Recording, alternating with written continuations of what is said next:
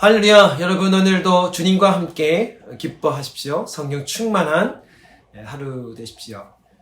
사무엘의 24장에는 다윗의 인구조사에 대한 하나님의 징계와 이에 다윗이 회개한 내용이 기록되어 있죠. 오늘은 그 가운데 마지막 25절의 말씀입니다.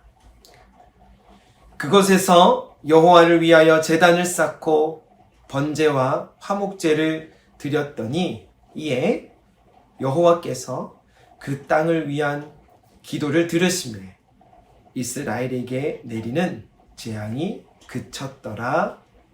아멘. 다윗은 언제나 세력이 약했지만 하나님의 도우심으로 적군을 물리쳤습니다. 그런 다윗이 하나님의 주권적 은혜를 잊어버리고 유사시 군사로 전환할 수 있는 백성의 수를 알고 싶어 했죠. 자신의 힘을 그렇게 확인하고 싶어 했습니다. 하나님에 대한 명백한 불신이죠.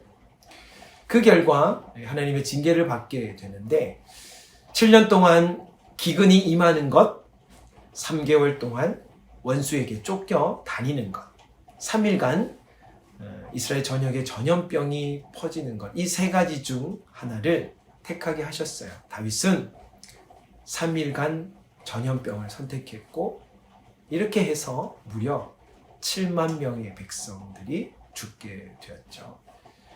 여러분, 제가 이렇게 무섭습니다. 눈앞에서 백성들이 죽어가는 것을 본 다윗은 죄를 심각하게 깨닫고 뉘우치게 됩니다. 자기 때문에 무고한 백성들이 죽어가는 것을 보고 충심으로 하나님께 회개하며 자기와 자기 집안에 그 벌을 내려달라 탄원하게 되죠. 희생이 있기 전 회개했으면 좋았으려만 수많은 백성들의 죽음을 보고서야 뉘우치게 됩니다. 그만큼 회개가 얼마나 어려운지, 그러나 얼마나 신속해야 하는지 우리에게 보여주죠.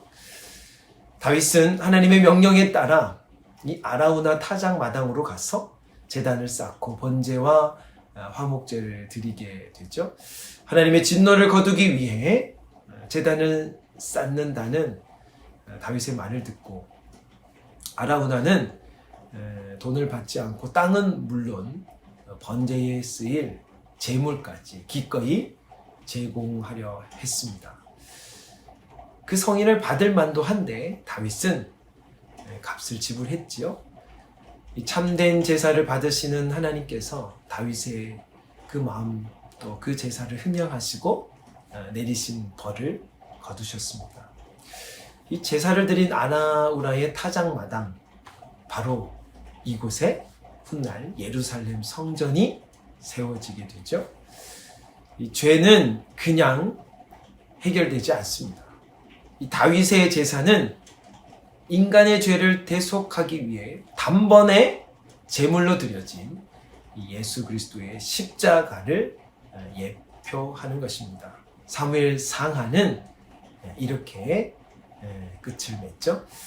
오늘 하루 우리를 위해 제물이 되어주신 예수 그리스도의 그 사랑을 기억하며 구원에 합당한 삶, 복음에 합당한 삶을 살아가는 우리 모두가 되기를 주님의 이름으로 축복합니다. 기도드리겠습니다. 사랑 많으신 아버지 하나님, 십자가의 그 놀라운 사랑을 베푸신 주님, 그 은혜를 기억하며 오늘 우리도 구원에 합당한 복음에 부끄럽지 아니한 삶을 살아가는 이 한 날 될 수 있도록 은혜 내려 주옵소서.